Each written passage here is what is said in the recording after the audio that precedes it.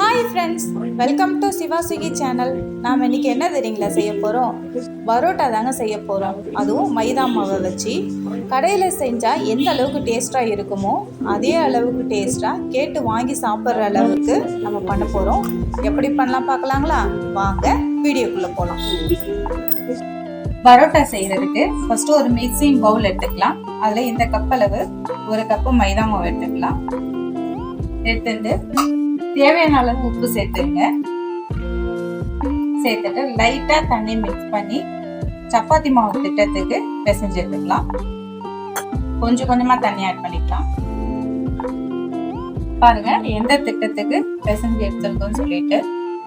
So இப்போ ஒரு கல்லில் எந்த அளவுக்கு நம்ம நீட்டி பிசைய முடியுமோ அந்த அளவுக்கு நீட்டி பிசைஞ்சிக்கலாம். ஸோ நம்ம அப்போதான் வந்துட்டு மாவு நல்லா சாஃப்டாக வரும். அப்போதான் நமக்கு லேயர் லேயராகவும் வரும். எந்த அளவுக்கு பிசையிடுமோ அந்த அளவுக்கு சாஃப்டாக இருக்கும்.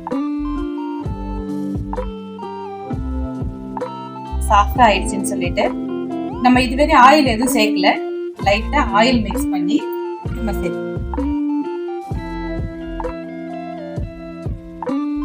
ஆயில் மிக்ஸ் பண்ணி நல்லா பிசைஞ்சு விடுங்க. எந்த அளவுக்கு நீங்க பிசைறீங்களோ அந்த அளவுக்கு சாஃப்டா இருக்கும். பாருங்க எந்த அளவுக்கு சாஃப்ட் ஆயிடுச்சுன்னு சொல்லிட்டு மேல மிக்ஸ் பண்ணிக்காருங்க. மிக்ஸ் பண்ணிட்டு ஒரு ஈர துணி போட்டு ஒரு 3 மணி நேரம் அப்படியே ஊற வச்சிடலாம்.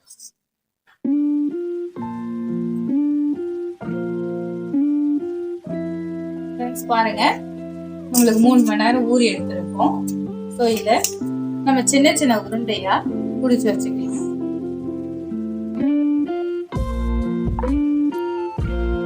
எடுத்தீங்கனாலே வரும். உங்களுக்கு எந்த திட்டத்துக்கு வேணுமோ அந்த திட்டத்துக்கு பிடிச்சி எடுத்துக்கலாம்.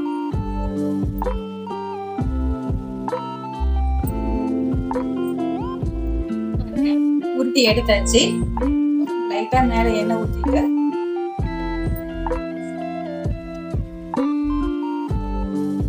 ஒரு ஈர துணியை போட்டு மூடி ஒரு வச்சு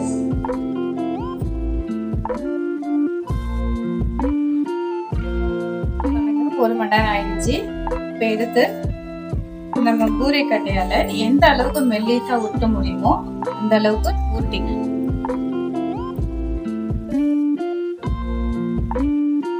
ஷேப் பார்க்காதீங்க. ஷேப் பார்க்காம நல்லா எந்த அளவுக்கு மெல்லிசா உருட்ட முடியுமோ அந்த அளவுக்கு உருட்டிங்க. நம்ம எடுக்கக்கூடிய வந்துட்டு அது வந்துடும்.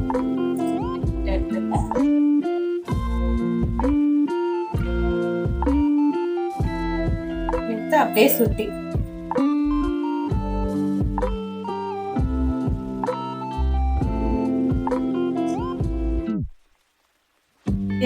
எல்லா மாவுமே சுட்டி எடுத்து பாருங்க. நம்ம தட்டி எடுத்தாச்சு. இப்போ லைட்டா வச்சு தட்டி எடுத்துங்க.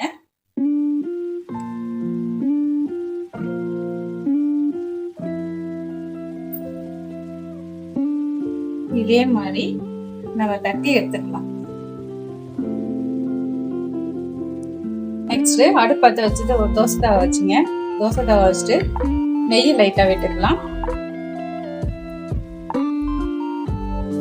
இப்போ நம்ம எடுத்து வச்சிருக்கிற பரோட்டாவை கூட சேர்த்துக்கலாம்.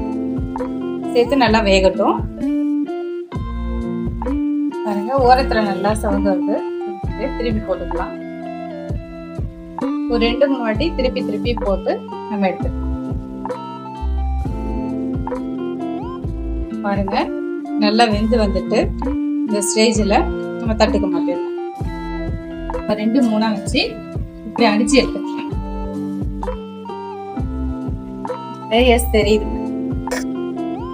நம்ம எந்த அளவுக்கு மாவு வந்து ஊற வச்சு செய்யறோமோ அந்த அளவுக்கு இந்த லேயர்ஸும் தெரியும். சாஃப்டாகவும் பாருங்க ஃப்ரெண்ட்ஸ், பரோட்டா சூப்பரா ரெடி ஆயிடுச்சு.